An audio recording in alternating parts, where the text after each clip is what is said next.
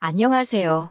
신우 때문에 졸지의 시댁과 연끄는 30대 여성입니다. 남편과는 대학교 시절에 동아리 활동을 하며 알게 된 사이예요. 이후로 한 1년간 가깝게 지내다가 남편은 군대에 갔고 저는 미국으로 유학을 갔습니다. 이후로는 한동안 연락이 닿질 않았고요. 그러던 어느 날 친구 한 명이 남편이 제 소식을 수소문한다는 이야기를 전해주었어요. 저만 괜찮으면 제 연락처를 알려줘도 되겠냐 묻길래 그러라 했습니다. 저도 종종 남편 생각이 났었거든요. 그렇게 연락이 닿은 남편은 어느새 어엿한 직장인이 되어 있었습니다. 대한민국에서 몇 손가락 안에 드는 대기업 인사팀에서 일하고 있더라고요. 당시 저는 서울에 있는 상급종합병원 기획팀에서 근무하고 있었고요.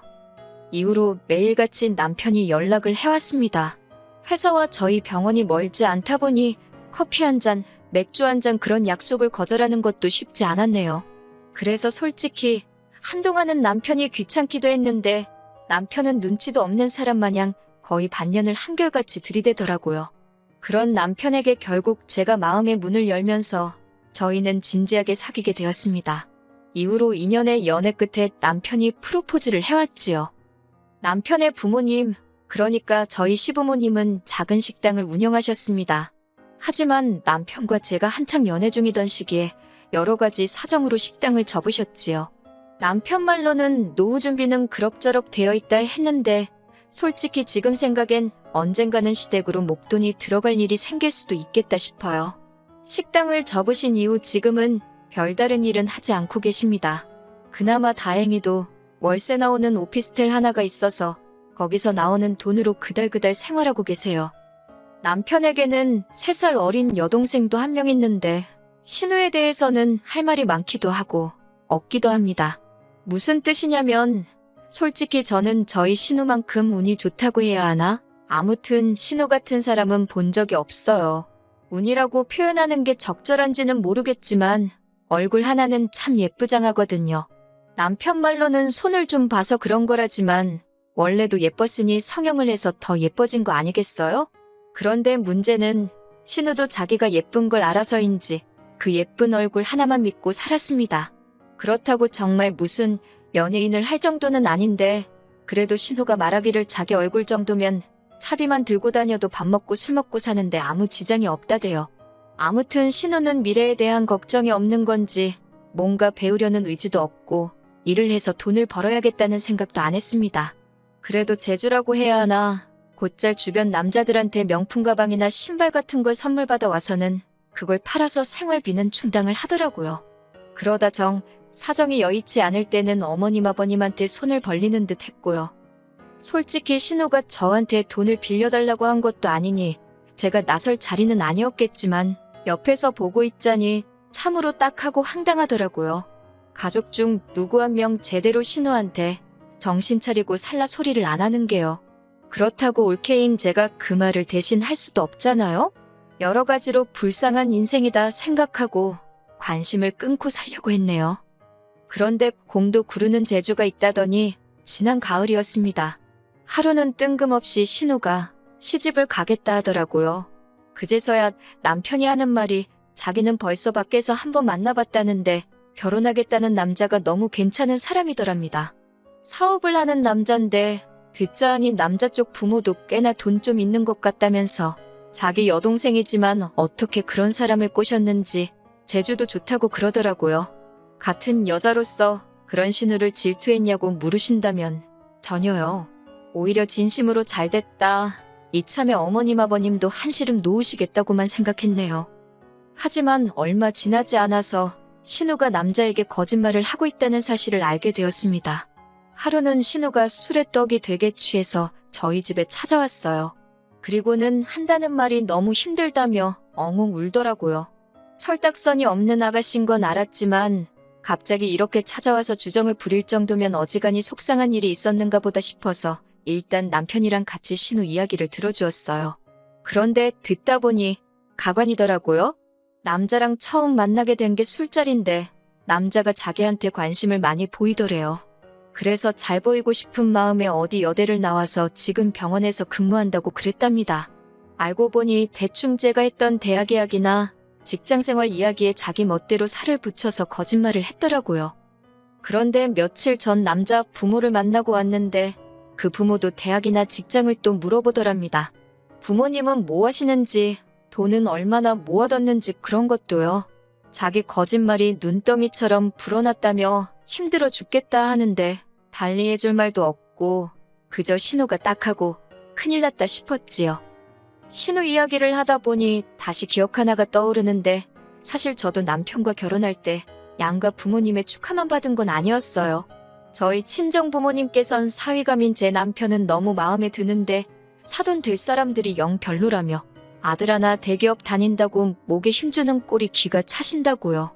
저희 부모님 입장에서 그런 말이 나올 만도 했던 게 어떻게든 조금이라도 더 도와주고 싶어 하셨던 친정부모님과 달리 시부모님께서는 지들 둘이 좋아서 하는 결혼에 부모가 뭐 도와줄 게 있냐며 둘이 알아서 하라고 하셨거든요.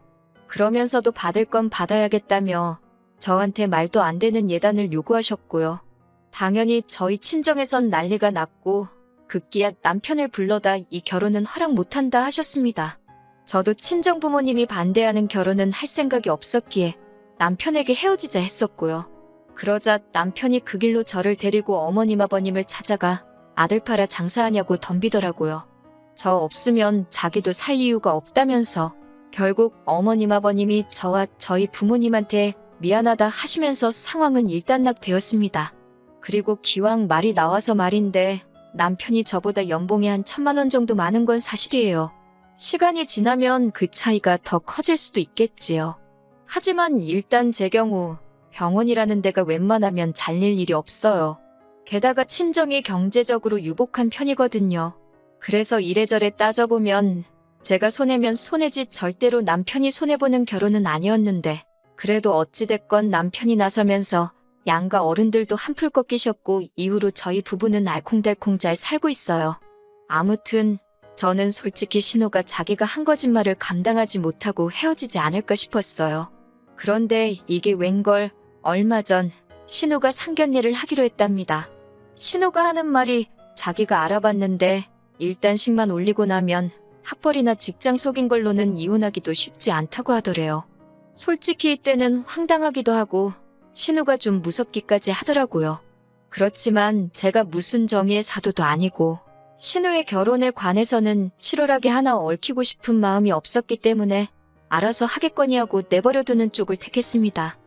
신우의 상견례 날 신우가 저더러 같이 나가달랍니다. 학교나 병원 이야기가 나왔을 때 자기가 말실수라도 하면 어쩌냐고 저더러 옆에 있어달래요. 저는 그건 못한다 했습니다. 그렇게 하면 어찌 보면 공범이 되는 건데 제가 아가씨가 거짓말하고 다니는 것까지야 어떻게 막을 수가 없지만 그걸 도와줄 수는 없는 거라고요. 이것 때문에 저 시부모님한테 정말 욕을 바가지로 얻어먹었습니다. 신우가 좋은 사람 만나서 시집 간다는데 신보가 고약하다는 둥, 질투하냐는 둥, 별의별 소리를 다 들었네요. 어머님이 저더런 네 친동생이었어도 그랬겠냐 하시는데 제 친동생이었으면 진작에 머리털 다 잡아 뽑아놨을 거라고 받아치고 나서야 잠잠해졌지요.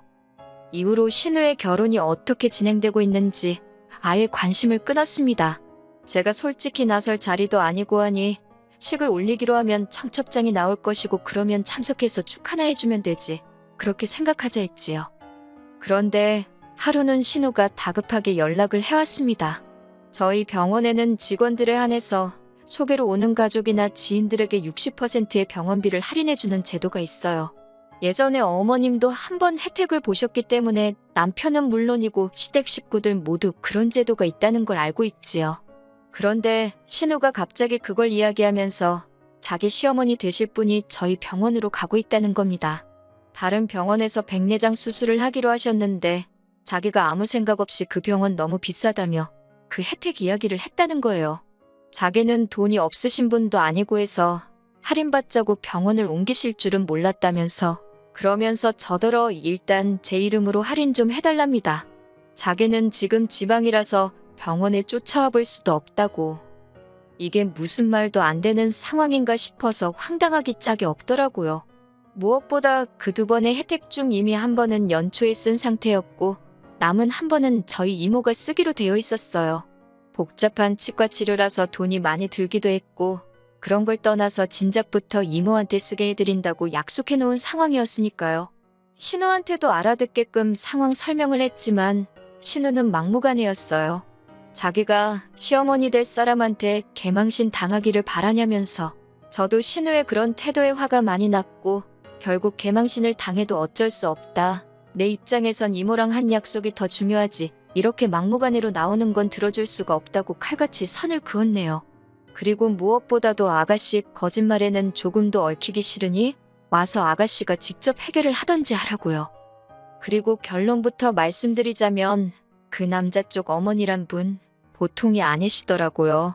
이미 상황 파악을 다 했다며 신우를 통해 알려오길 병원에 백내장 수술하러 온다는 것도 핑계에 불과했고 사실은 신우가 진짜 병원에서 일을 하는지 확인하러 온 거였다대요.